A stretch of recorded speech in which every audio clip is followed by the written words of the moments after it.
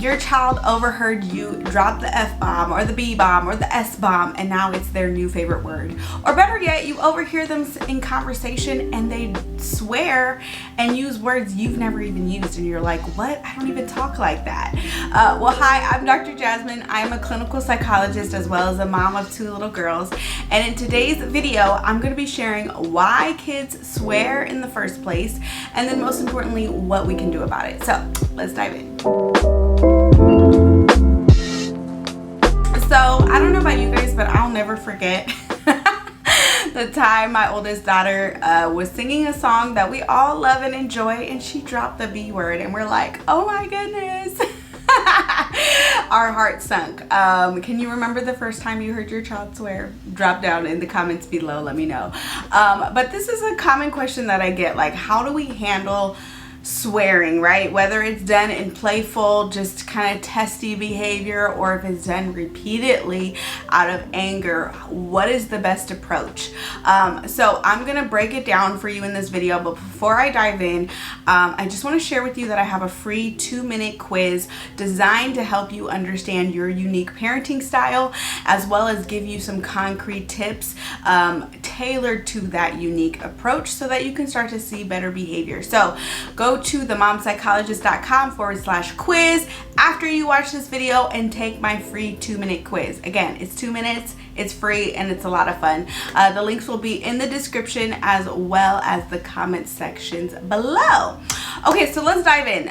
Again, this question I get all the time, especially inside of my private parent coaching community, the Mom Sisterhood.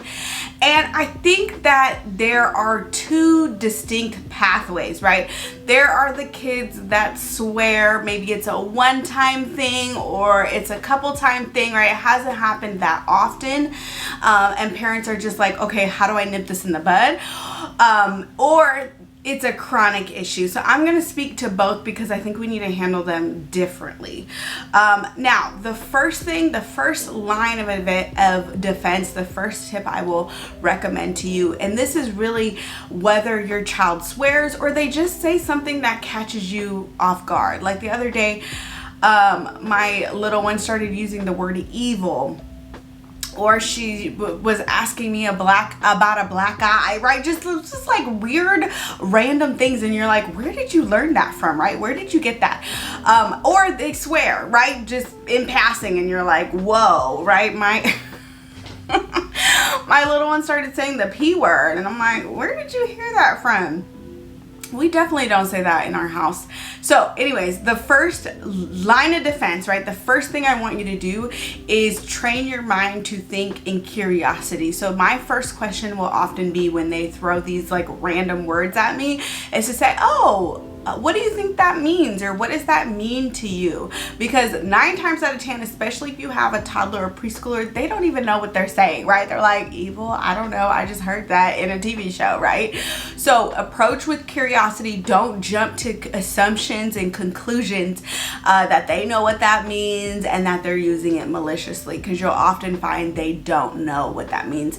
And often just a little bit of education, or even just ignoring it and kind of dropping it, but often just a little bit of education will help them understand what that word means, and then they can kind of use it in context or not use it at all.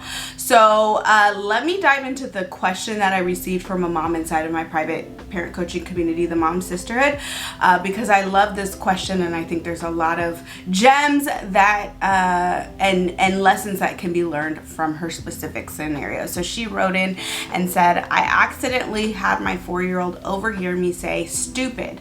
Although this is not terrible, it's something I don't allow my children to say or use. I try to avoid it as well. I ignored it at first to not give it attention. However, now it's constant. All his toys are stupid. His brother is stupid. And now I'm being called stupid. I've tried the whole words are not for hurting and let's choose nice words, example silly or weird. Is this appropriate for a timeout? Or since many times he's in a state of dysregulation, it's not appropriate? How to make it stop? Okay, I love this question because I love how she shares all of the things she has already tried, right? She's already tried to ignore it, which I will say is my first like approach, other than approach with curiosity, dispel any myths, or help them understand what that word means. So for in this example, it'd be okay, helping them understand what stupid means and why it could hurt people's feelings if we use that in conversation, when it's appropriate to say that word, in your room by yourself. And just the potential implications socially when we use those words, i.e. they hurt other people's feelings. It's really a verbal put down. So approaching with curiosity, providing education, ignoring would all be the first the first tip. So I love how she said, I've already done all that. Let's cut to the chase here, right? I've also tried to put a boundary saying things like, let's try another word, which I love, right? What are some other words we can use to say the same thing, but maybe in a more polite way? So I love how she tried to give her child other words to say already. And then, she said, words are not for hurting. And I think that, I don't know if that was like the complete conversation, but I think I'd do a deeper dive into, again, the potential implications socially for saying those words and basically the consequences, right? Other people might not want to be our friends. Other people might not want to play with us. And those are the things to just get them, to keep them aware of. Of course, we cannot shield our child from all natural consequences, and so those things might be things that just might need to happen naturally in the environment, but you definitely can set some boundaries in your home. So before I share kind of my breakdown of the things that I recommended she do, I want to share some possible reasons why your child might swear in the first place. So especially if you have a toddler, right? They're just now learning to communicate. Preschoolers as well, right? They're learning new words every day, and communication is still such a very fun and just a curious thing, right? It brings a lot of adventure and learning with it, right? So a lot of the times children will say words that they're hearing, that they're picking up either from their TV shows, cartoons, even books say words that I'm like, excuse me, right? Why did you just plant that in my child's head, right? They'll use those words all the time, and I'm always like, oh my gosh, like, excuse me, right? So they are hearing these different words throughout the day, and they're trying to understand them. They're trying to test them out for themselves. They are coming to understand that words bring a lot of power. And of course, around this age, they're all about power and control, right? They're learning to assert their own power and control, learning about their own identity, their own place in the world around them. And so language is a fun thing to experiment with them. A lot of the times, this is not done maliciously. This is just done out of curiosity and playfulness. So either it's a young child exploring the language and power, they're trying to express a feeling, they are imitating what they have seen and heard, or it sounds funny, or they're looking for a reaction, or they've gotten a reaction out of you in the past and they want to keep pushing those buttons a little bit for their own entertainment. Okay, so I'm going to share some quick tips before I dive into, again, what I specifically recommended for this mom in this particular situation. Again, these situations are so nuanced and complex. There's never going to be just like one tip that I can give for you for every situation. So bear with me a little bit. But tip number one, especially if this was the first time, if you sense that they are being silly, they're being playful, then you can opt to ignore it, especially if you're not quite sure how you want to respond or you're feeling triggered. Just don't respond, okay? Remember, this is not an emergency type situation. This doesn't need your immediate feedback, your immediate response. So if all else fails, if you're feeling totally caught off guard by what they are saying, ignore it. The other thing you can do is approach with curiosity. What does that word mean, right? Do you know what that word means? What does it mean to you? Where did you hear that word? Just approach with more questions versus trying to shut it down completely, all right? Because that's going to only entice their curiosity a little bit more, as well as add to the confusion, right, in the mixed messages, right? Because if they're hearing this from, like, let's say a TV show, they're kind of hearing the message, it's okay to say these words, right? And then you're saying it's not okay, and now they're more curious and they don't know. So approach with curiosity and kind of get to know where they're coming from first, especially if you're feeling triggered, especially if you're feeling caught off guard. Now, if this is something that's done out of anger, then I would speak more to the anger, which I talked a lot about in a recent masterclass that I held. I also talk about it on my recent Instagram post. But when your child lashes out at you and says hurtful things, it's really important to see beneath the words and listen to the feelings underneath it. You can put up a boundary like, it's hard to hear you when you use words like that. Can you try to find a different way to say that? Can you say that in a different way? I want to hear you, right? So basically you're sending the message, I want to hear you. Your feelings are important to me. However, I need to hear it in a different way so that we can kind of, talk together. So that might be a way that you establish boundaries, especially if they're an older child, but especially if they're younger and it's really hard for them. I would just speak to those feelings. Wow, you're having really big feelings right now. You seem like you're upset. You seem like you're angry. Tell me more, right? And then just get them talking about what's beneath those words. Oftentimes we are just speaking to the words and we're getting offended and we're trying to put up these boundaries, but we're missing the whole point, right? We're missing the forest within the trees, if you will, right? So really pay attention to those feelings. Of course, you can always establish boundaries, but I would lean towards establishing boundaries later in the conversation, later in that interaction, after you've connected with them and you really understand where they are coming from, right? Children need to be heard in order to hear us and hear our lessons. Now, for this mom, and this is kind of what I recommended to her.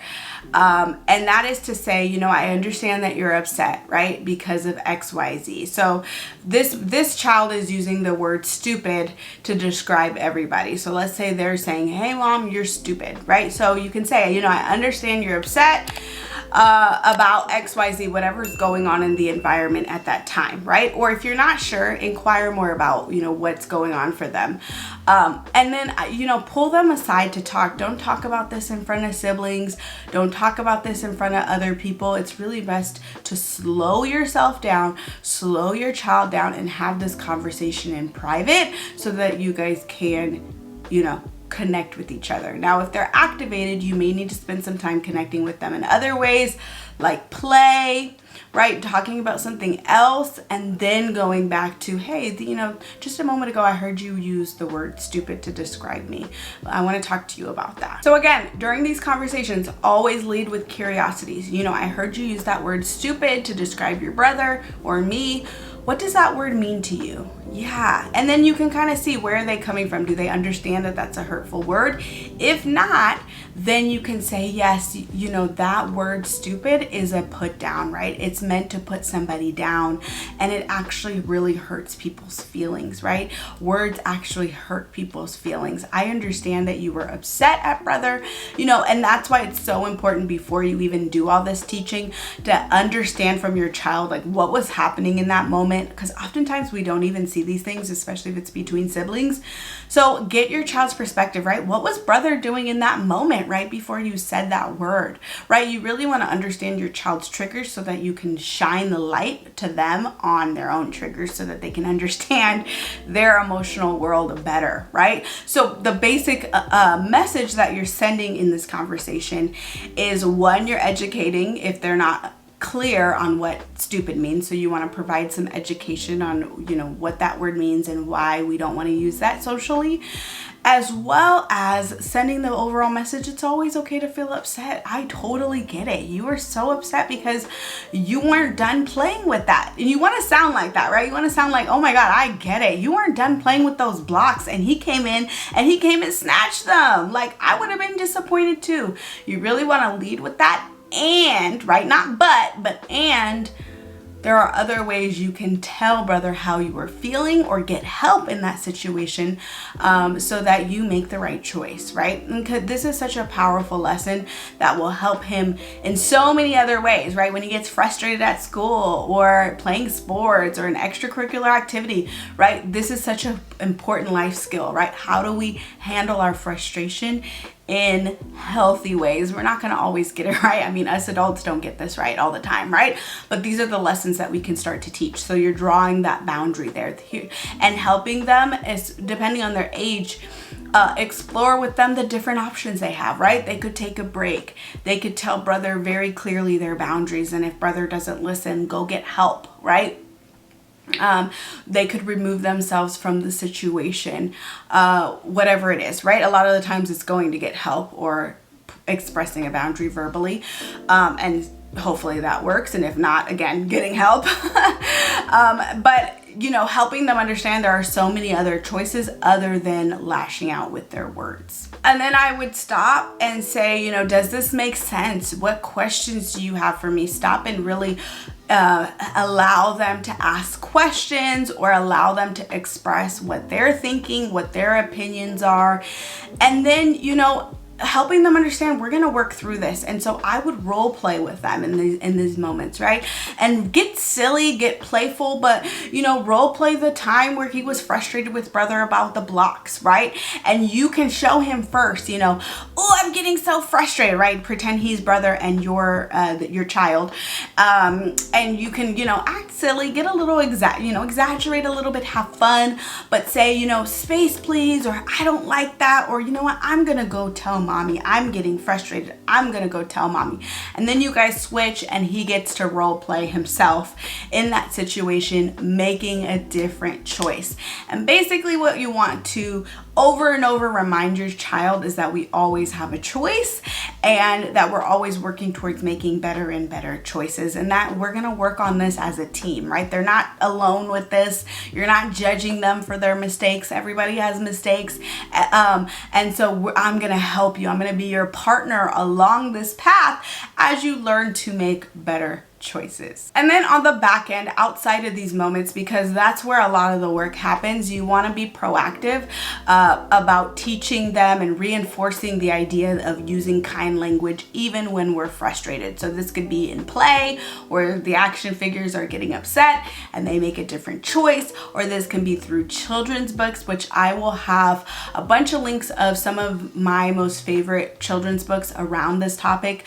What Should Danny Do and What Should Darla Do are one of my favorites on the overall idea of the power to choose, as well as there's some other great ones. So I'll definitely leave the links to those in the description box, but you definitely want to be using children's books. Those are my favorite ways to keep this conversation going, right? About how we make choices and how do we deal with our big feelings, and why it's important to use kind words even when we're frustrated. So I hope that this video was helpful, not only in just kind of understanding where swearing comes from in the first place, but how to deal with it, whether it's, ignoring it the first couple times or having a more in-depth conversation with your child if you notice that it's becoming a pattern. And above all else, be proactive by not just trying to put out the fires when they are saying the swear words, but also using moments when you guys are calm and connected to discuss these themes even further. Again, don't forget to take my free 2-minute quiz to find out your unique parenting style and get some parenting tips. And that is it for this video. I will see you in the next one. Bye.